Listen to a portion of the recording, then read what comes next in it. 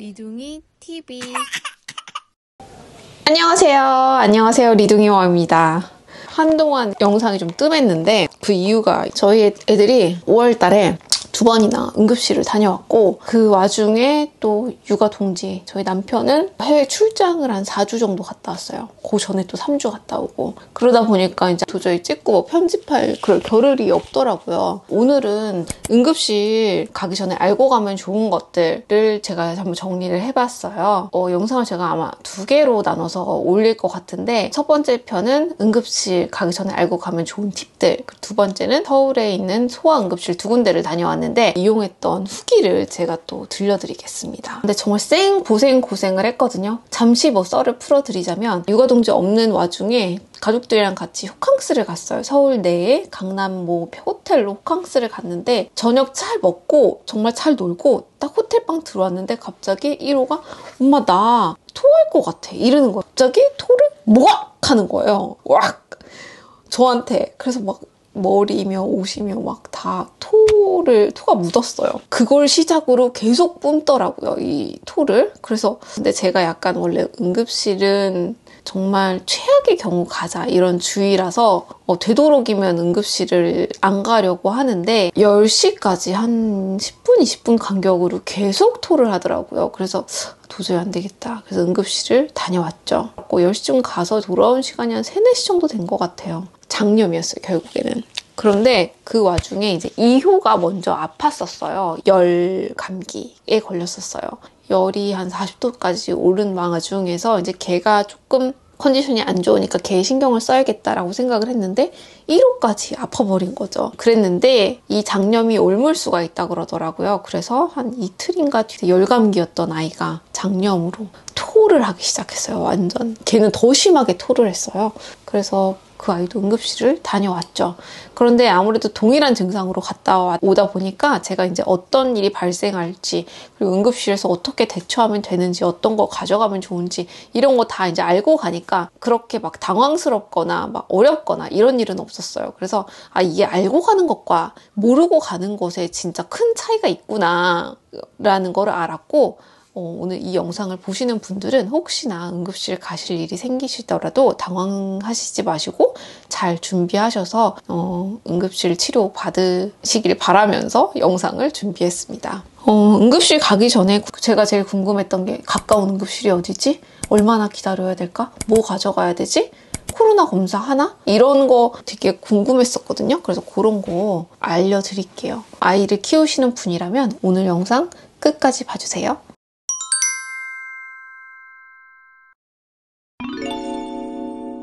주변에 갈만한 소아과 어떻게 찾는지 물론 검색을 해서 찾을 수 있는데 정말 이때는 한시가 급하고 이런 말 하기 좀 그렇지만 쫄립니다 진짜. 그래서 119에 저는 전화를 했어요. 119에 전화를 하시면 주변에 가까운 소아과를 알려주는데요.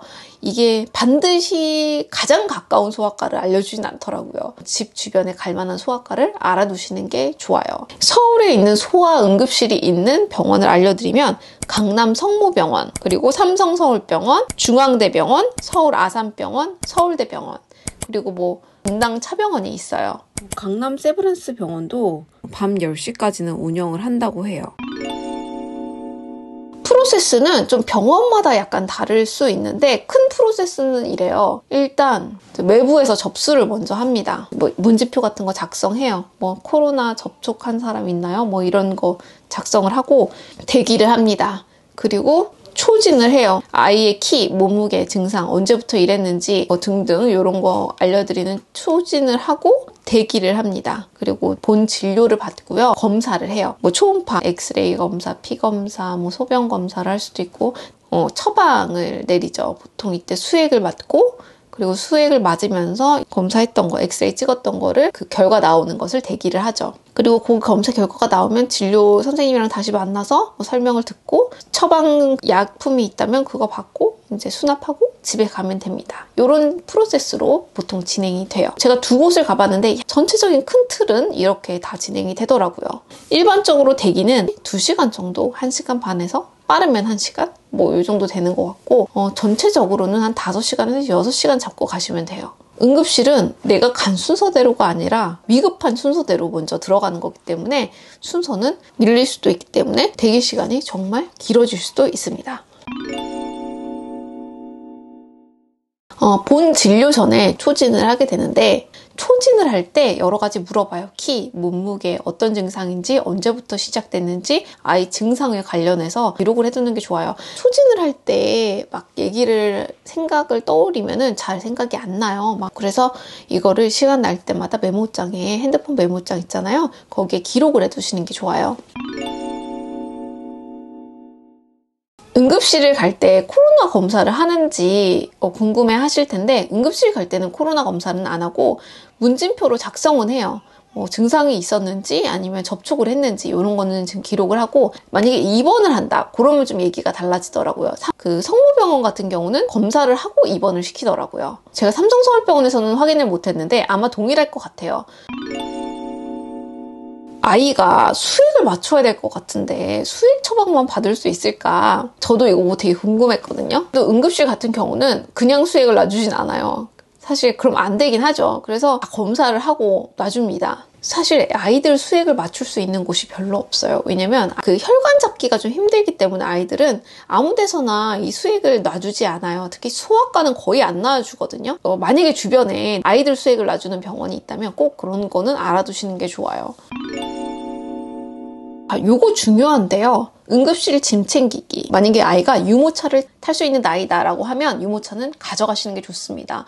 왜냐면 베드가 없을 확률이 99%고요. 수액 같은 경우는 절대 베드에서 놔주지 않더라고요. 유모차 없으면 의자에 앉아서 맞아야 되기 때문에 유모차를 가져가시는 게 좋아요. 아이 막 안고 막 이렇게 뛰어가시는 분들도 있던데 응급실 가는 게 아이도 그렇지만 엄마도 굉장히 힘든 일이거든요. 이런 데서 침 빼지 말자고요. 꼭 유모차 챙겨가시는 걸 추천드립니다. 그리고 체온계, 아이가 만약에 열이 있거나 열이 날 수 있는 그런 증세라면 체온계는 가져가시는 게 좋아요. 체크해달라고 요청할 수는 있겠지만 매번 이렇게 요청하기도 참 그렇단 말이에요. 가져갈 수 있다면 가져가시는 게 좋고 물티슈, 티슈, 구토 증상 있다면 비닐봉지, 그리고 기저귀. 저는 구토 증세 너무 심해가지고 비닐봉지를 거의 몇십 장을 가져갔는데 많이 썼어요. 정말 많이 토했거든요. 여벌 옷과 담요, 양말. 병원은 춥잖아요, 여름에도. 에어컨을 좀 빵빵하게 틀기 때문에 담요 챙겨가시는 게 좋고 옷이 오염될 수도 있으니까 그런 거, 옷 같은 거, 여벌옷 같은 거는 챙겨가시는 게 좋습니다. 엄마를 위한 간식. 뭘 사 먹을 수 없는 상황이 더 많거든요, 애기랑 같이 가면. 그러니까 간식 같은 거, 음료수,